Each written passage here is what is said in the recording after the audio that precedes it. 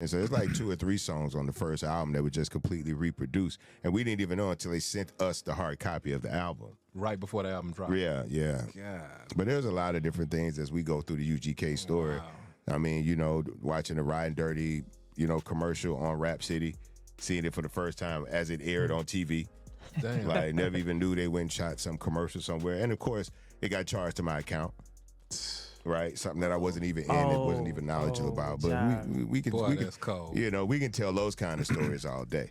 So look, okay, so in '95, you ended up moving to Atlanta. Yes. Why did you move to Atlanta? What was that about? We had a manager at the time by the name of Byron Hill. Who hasn't, bro, as a rapper? And he was living here at the time, and I just wanted a different. Okay. I wanted a different experience. I just got like my first little check, and it wasn't like a back end check; it was an advance check. So UGK never got a royalty check from Jive Records. We're still technically $2 million in the red. Oh my Okay, God. but that gets into contractual accounting and that kind of thing, crazy. and recoupment, which none of it was in our favor. That's a whole other story. We needed people to express how they felt, you know, because I knew I wasn't the only person that was missing Pimp C, you know. So I wanted us all to kind of be gathered in that, and it was a precursor to this. This was right after I just watched like 50 and them do the Free Yayo movement.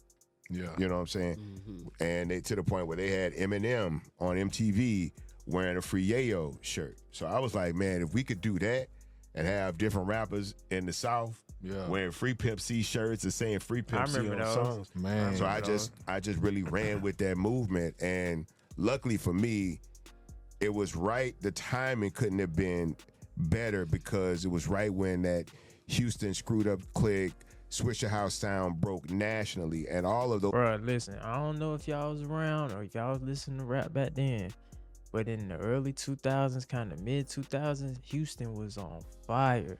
Swisher House, Screwed Up Click, Slim Thug, Power Walk, Millionaire, Mike Jones, anything that was coming out of Houston. I can't forget Lil Flip, I'm sorry. Anything that was coming out of Houston around that time was fire. Now I know that Houston, you know, Atlanta connection is, you know, it run deep. I also remember back in the day when Flip and T.I. was going back and forth. That was also interesting as well. But there was a time, man, I'm telling y'all, where Houston was red hot. Those people were either friends of ours or fans of ours. So they all jumped in the whole Free Pimp C movement. And then as they got more and more famous, they would give me their platforms. Like Paul brought me on Jimmy Kimmel, and Slim brought me on the Tyra Banks show, and I got to wear Free Pimp C and say Free Pimp C and all of these songs. So it was just a perpetuation of this momentum of everybody wanting to free Pimp C, so that when he came back home, all we had to do was get right back to the music. And you know, he was trying to go to the studio the day he got out, and I was like, no, man, go home, relax, eat some food, get some sleep, see your kids. And what happened? We went the next day. Yep. And I'll get those. Yeah. No, What was that? no, the verse we already had his verse for Get Though, if I'm not tripping. I think one of the first songs we did was Here We Go Again. Oh, okay. Yeah. Which is crazy because it didn't come out until the next album. That's a trip. But we were so adamant about doing that because Ronald Isley was dealing with tax issues at the time. And this was like, we had $1 million budget for this album. Man. And Ronald Isley is such a huge part of UGK's, you know, musical legacy. Yeah, I mean, our first sampling and record stuff, is Summer Breeze. One of our most prominent records is One Day. You know what I'm saying? So you can look through UGK's legacy and see Ronald Isley Brothers all throughout it. So, and they had given us so much, and it was like, yo, we want to hook, or we gonna overpay him. Yeah. You know what I'm saying? Yeah. We don't care what we gonna overpay him because it ain't our money no way. We still in the red. I ain't getting no money back no way. So let's bleed this budget. Yeah. Let's bleed this budget. We was flying out to LA once every 2 weeks, and you know, Pimp was in the studio, and me and Queen would fly out and hang out for a couple of days, and you know, it was a good time. We actually felt like a rap group. We actually felt like rappers. Yeah. Because that was the first time we actually were afforded everything that most people get as soon as they come in the game. Yeah, like we had to fight, you know, through so much, you know, go to to hell and back, literally with Pimp, you know what I'm saying? And finally they was like, we apologize. Like, we didn't understand. Y'all been trying to tell us all of this. And as soon as Chad got locked up and y'all couldn't make the music, here comes everybody else out of Houston making all that y'all been saying was what people would want to hear. But I have no regrets because we made history. So just off the rip, shout out to Bun B, Pimp C, UGK, some down south legends. Also, shout out to that shirt that Bun B got on. Long live Rico Wade, a Dungeon Family Atlanta legend, OG, rest in peace. And, you know, rest in peace Pimp C as well. Now, like I said earlier in the video, Houston was on fire in the 2000s. But UGK and Pimp C was something that I was not new to. Like you said, I grew up around, you know, a lot of OGs, and the OGs was playing Pimp C.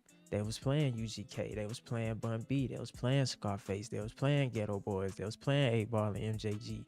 So I'm very, very familiar with the South.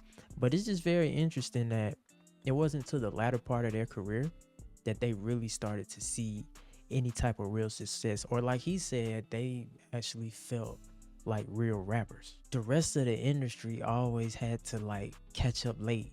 Even in the early 90s when the South was popping and everybody jumped on that wave, and the 99 in the 2000s when Cash Money and No Limit was running things. Well, it was the same way in the 2000s when Atlanta was on the scene with crunk music and all that stuff. And then, of course, with Houston, with the whole, you know, Swisher House, Screwed Up Click. But if you were to ask any of those artists that were popping at the time, they would have pointed back at UGK.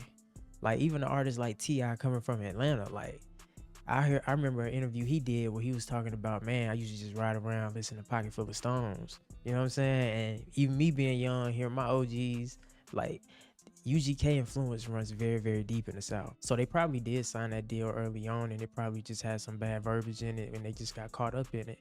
But this is why, you know, a lot of Southern artists, or even artists now, man, you preach independence. Never been paid any royalties. UGK, biggest Southern rap group in the South, never been paid any royalties. That's insane. Right now, in the streets, they platinum.